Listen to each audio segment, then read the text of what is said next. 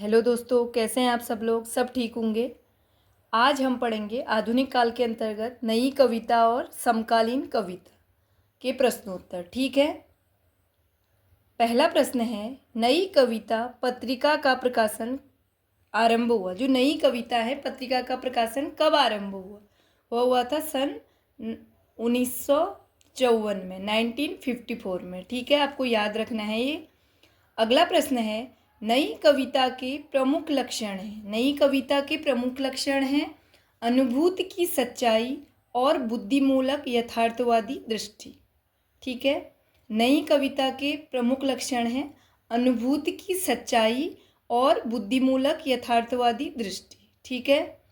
अगला प्रश्न है, नई कविता की प्रमुख प्रवृत्ति है। नई कविता की प्रमुख प्रवृत्ति है बौद्धिकता का प्राधान्य। उसमें नई कविता में बौद्धिकता का प्राधान्य होगा। ठीक है। यथार्थवाद का अति आग्रह, कुंठा, निराशा, संदेह की अभिव्यक्ति। ठीक है, ये नई कविता की प्रवृत्तियां हैं। अगला प्रश्न है, लघु मानव की धारणा किसकी प्रवृत्तिगत विशेषता है? लघु मानव की धारणा किसकी प्रवृत्तिगत विशेषता है? यह है नई कविता की। ठीक है, यहाँ पर लघु मानव का अर्थ है वह सामान्य मनुष्य जो अपनी सारी संवेदना, भूख, प्यास और मानसिक आँच को लिए दिए उपेक्षित था। ठीक है, वह है लघु मानव।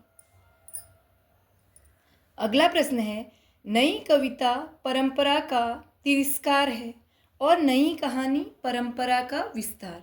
यह कथन है राजेंद्र यादव का। ठीक है। अगला प्रश्न है, नई कविता की अवधारणा से संबंधित कविता के नए प्रतिमान पुस्तक के रचनाकार हैं।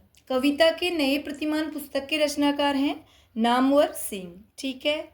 अगला प्रश्न है, लीलाधर जगूड़ी को उनके किस कविता संग्रह के लिए वर्ष 2018 का व्यास सम्मान दिया गया है?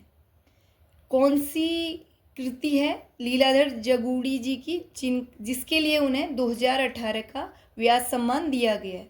वह है जितने लोग उतने प्रेम। ठीक है, याद रखना है आपको।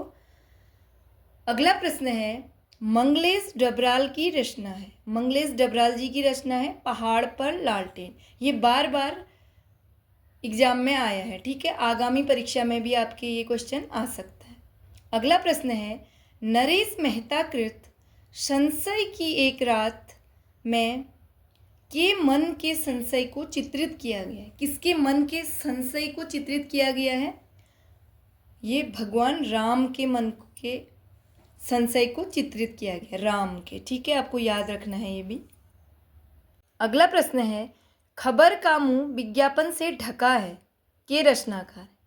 इसके रचनाकार हैं खबर का मुंह विज्ञापन से ढका है, लीलाधर जगूड़ी। ठीक है। अगला प्रश्न है, सन 1975 के बाद की कविता को नाम दिया गया।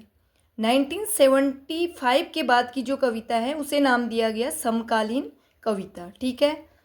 अगला प्रश्न है, सोए पलाश दहकेंगे शीर्षक नवगीत संग्रह के रचनाकार है। इसके रचनाकार हैं नचिकेता। संसद से सड़क तक लिखा है, यह लिखा है सुदामा पांडे ने। अगला प्रश्न है, हिंदी गजल विधा का प्रवर्तक माना जाता है। किसे माना जाता है? दुष्यंत कुमार को। अगला प्रश्न है, नई कविता पत्रिका के संस्थापक संपादक हैं। ये हैं जगदीश गुप्त। अगला प्रश्न है, कल सुनना मुझे के रचनाकार हैं। इसके रचनाकार हैं सुदामा पांडे धूमिल। अगला प्रश्न है, नई कविता नाम दिया गया है। नई कविता नाम किसने दिया? सच्चिदानंद हीरानंद वात्स्यायन अज्ञे। ठीक है। अगला प्रश्न है, व्यंग्यकार लेखक हैं। व्यंग्यकार लेखक कौन है? बेढप बनारसी। ठीक है। अगला प्रश्न है, नवगीत दशक 1, 2, 3 का संपादक था। इसके संपादक हैं नवगीत दशक 1, 2, 3 के शंभुनाथ सिंह। ठीक है। अगला प्रश्न है, कवि धूमिल का पूरा नाम था। कवि धूमिल का पूरा नाम था सुदामा पांडे। ठीक है। अगला प्रश्न है, साए में धूप काव्यकृति के रचयिता हैं। साए में धूप काव्यकृति है दुष्यंत कुमार की। अगला प्रश्न है, धर्मवीर भारती की रचना है। धर्मवीर भारती की रचना है ठंडा लोहा। अगला प्रश्न है, हिंदी में अकविता का प्रवर्तक माना जाता है। हिंदी में अकविता का प्रवर्तक माना जाता है जगदीश चतुर्वेदी को। अगला प्रश्न है, भय भी शक्ति देता है काव्य संग्रह है। किसका काव्य संग्रह है? भय भी शक्ति देता है, लीलाधर जगूड़ी जी का। अगला प्रश्न है, सदियों का संताप, इसके रचनाकार हैं ओम प्रकाश वाल्मीकि। ठीक है। अगला प्रश्न है, नाटक जारी है काव्य संग्रह के रचयिता है। नाटक जारी है के रचयिता हैं लीलाधर जगूड़ी। अगला प्रश्न है, प्रमुख समकालीन महिला कवित्री हैं। कौन है? मैत्री पुष्पा।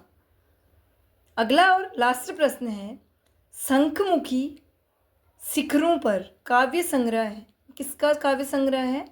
लीलाधर जगूड़ी का। ठीक है दोस्तों, धन्यवाद।